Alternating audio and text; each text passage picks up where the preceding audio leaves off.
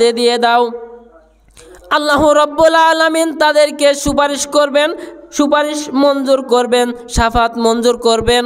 তখন বলবে, হে মুসলমান, হে বান্দা, তোমরা কি করো? তোমাদের সাথী ভাই যারা ছিল তাদের ওই জাহান্নাম থেকে বের করে নিয়ে আসো। তখন ওই ব্যক্তি তখন কি করবে? শাফাত করে, সুপারিশ করে করে ওই জাহান্নাম থেকে তাদেরকে বের করে নিয়ে আসবে। সবাই বলি সুবহানাল্লাহ। আবার কি করলেন? আবার বললেন আল্লাহ রাব্বুল আলামিন, শুধু তাই নয়, যেহেতু তোমরা একসঙ্গে সালাত আদায় করেছো, তারা শুধু তাই নয়, তোমরা মুসলমান ভাই ভাই, কেমন ভাই ভাই, আয়নাতে যখন তোমাদের চেহারাটা দেখতে পাও, মুসলমানদেরটা তাই, মুসলমান ভাই ভাই আয়না স্বরূপ। তোমরা যখন আয়নার সামনে দাঁড়াবে তখন মনে হবে নিজের চেহারাটা হুবহু আয়নার মধ্যে দেখা যাচ্ছে, এরকম মুসলমান। আল্লাহ রাব্বুল আলামিন বললেন, তোমরা একটা কাজ করো, তোমরা জাহান্নামে প্রবেশ করো, জাহান্নামে প্রবেশ করে দেখো যাদের দিলের মধ্যে, যাদের অন্তরের মধ্যে এক দিনার সমপরিমাণ ঈমান রয়েছে, তাদেরকে তোমরা সেখান থেকে বের করে নিয়ে আসো, জাহান্নাম থেকে বের করে নিয়ে আসো। তখন ওই দল মানুষ কি করবে? তখন জাহান্নামের মধ্যে প্রবেশ করবে। প্রবেশ করার পরে দেখবে, খুঁজে খুঁজে দেখবে যাদের অন্তরে এক দিনার সমপরিমাণ আমল থাকবে, তার মধ্যে আমল থাকবে, ঈমান থাকবে। তখন ওই সব লোকেরা ওই জাহান্নামীদেরকে বের করে নিয়ে আসবে। নিয়ে আসার পর জান্নাতে প্রবেশ করানো হবে।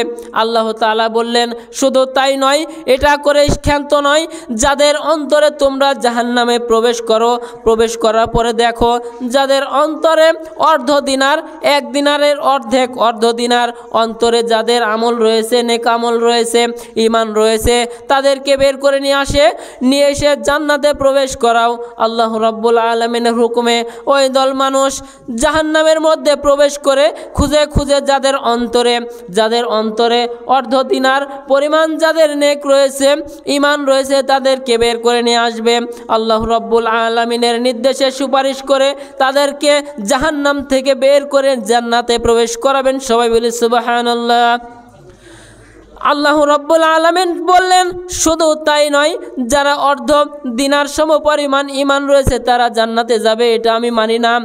শুধু তাই নয়, তোমরা আবার জাহান্নামে প্রবেশ করো, জাহান্নামে প্রবেশ করে দেখো যাদের অন্তরে বিন্দু পরিমাণ যাদের অন্তরে কি আছে? আমল আছে, নেক আমল আছে, ঈমান রয়েছে, তাদেরকে বের করে নিয়ে আসো। বের করে নিয়ে আসার পর তাদেরকে জান্নাতে প্রবেশ করাও। ওই লোক তখন কি করবে? জাহান্নামে প্রবেশ করবে। করার পরে খুঁজে যাদের অন্তরে এক বিন্দু পরিমাণ ঈমান রয়েছে, নেক আমল রয়েছে, তাদেরকে বের করে নিয়ে আসা হবে। আসার পরে কি করবে? আল্লাহ তাআলার সুপারিশে কবুল মঞ্জুর হওয়ার পর তাদেরকে জাহান্নাম থেকে বের করে জান্নাতে প্রবেশ করানো হবে। সবাই বলি সুবহানাল্লাহ। আল্লাহ রাব্বুল আলামিন বললেন, তোমাদের কি সুপারিশ করা শেষ হয়েছে? তখন বান্দারা বলবে, হ্যাঁ আল্লাহ, আমার সুপারিশ করা শেষ হয়েছে। আল্লাহ রাব্বুল আলামিন তখন বলবে যে তোমরা সুপারিশ করেছো, নবী রাসূলগণ সুপারিশ করেছে, সবাই সুপারিশ করার পরে যাদেরকে জান্নাতে দেওয়া হয়েছে, এখন আমি একটা সুপারিশ করে আমি নিজেকে সুপারিশ করে বলছি। তখন কি করবে? আল্লাহ রাব্বুল আলামিন একটি মুষ্টি দিবে, মুষ্টি থেকে ওই জাহান্নামে একটি মুষ্টি দিবে, মুষ্টি থেকে বের করে যখন জান্নাতে নিয়ে যাবে তখন দেখা যাবে ওই জাহান্নামের মধ্যে আল্লাহ তাআলার পক্ষ থেকে যত বদকার ছিল, যত পাপী ছিল, গুনাহগার ছিল, প্রত্যেকে চলে এসেছে। তার মানে সেখানে যারা চিরস্থায়ী জাহান্নামী, যারা মুসলমান নয়, তারা ব্যতীত প্রত্যেক মুসলমান যারা নেক আমল করতে পারেনি, ভালো কাজ আমল করতে পারেনি, তারাও কিন্তু জান্নাতের মধ্যে আল্লাহ তাআলা প্রবেশ করাবেন। সবাই বলি সুবহানাল্লাহ।